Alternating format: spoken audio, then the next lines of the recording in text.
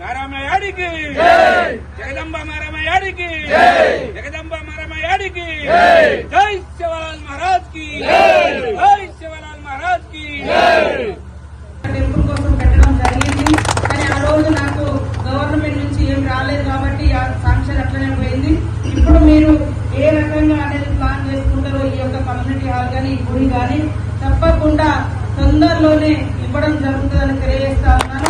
ఆ గుడి నిర్మాణానికి కూడా సేవాలాల్ మహారాజ్ గుడి నిర్మాణానికి కూడా స్థలం వెంటనే చూడమని చెప్పి గవర్నమెంట్ నుంచి కానీ మా ఫండ్స్ నుంచి కానీ అత్యధికంగా ఇచ్చి మీరు ఎక్కువ చందాలు వేసుకునే పరిస్థితి రాకుండా మాక్సిమం మేమే ఇచ్చే విధంగా ఇది అది రెండు ఇక్కడ ఫంక్షన్ హాల్ కడతారా గుడి కడతారా అక్కడ పెద్దది కడతారా మీరు ఎట్లా అనేది చందర్ గారితో నాకు తెలియజేయండి. లేదా మనమన్నా మళ్ళీ ఈ 4 రోజులలో మళ్ళీ కూర్చుందాం.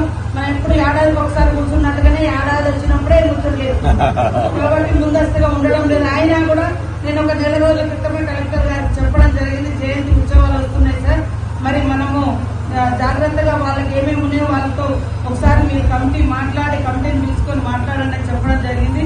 వారు కూడా ఓకే అన్నట్టు సుముఖంగా ఉన్నారు.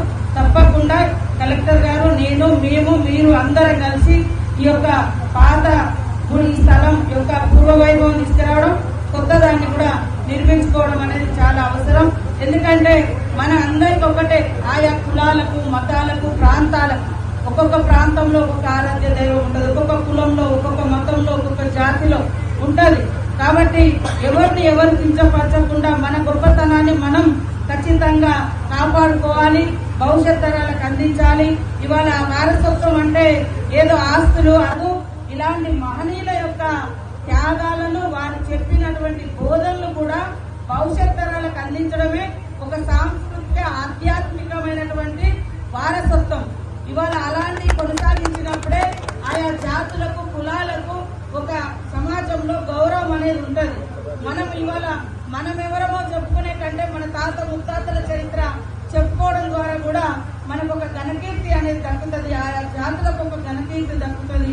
ఈ రోజు బంజారా జాతికి దేశమంతా కూడా మరి ఎక్కడ మన ఉమ్మడి ఆంధ్రప్రదేశ్ లో పుట్టినటువంటి శ్రీ సంత్ సేవాలాల్ మహారాజ్ గారి యొక్క మరి జీవితం మరి 10 కోట్ల మంది బంజారా సోదరులు దేశంలో ఉన్న వాళ్ళందరికీ కూడా ఆరాధ్య దైవంగా ఉండడానికి కారణం వారు తీసుకున్నటువంటి గొప్ప నిర్ణయాలు, గొప్ప ఆధ్యాత్మికత, గొప్ప శాంతి మార్గం, ప్రేమ, అహింస, అదే విధంగా మరి జాతి యొక్క బంజారా జాతి యొక్క ఔన్నత్యాన్ని గొప్పగా కీర్తిస్తూ వారు చేసినటువంటి పూజలు ఈ రోజు దేశంలో ఉన్న వారంతా కూడా గుర్తించుకొని ప్రార్థన చేస్తా ఉన్నారు. కాబట్టి ఖచ్చితంగా ప్రతి జాతికి, ప్రతి కులానికి, ప్రతి మతానికి వారికి ఒక ఆరాధ్య దైవం ఉండాల్సిందే.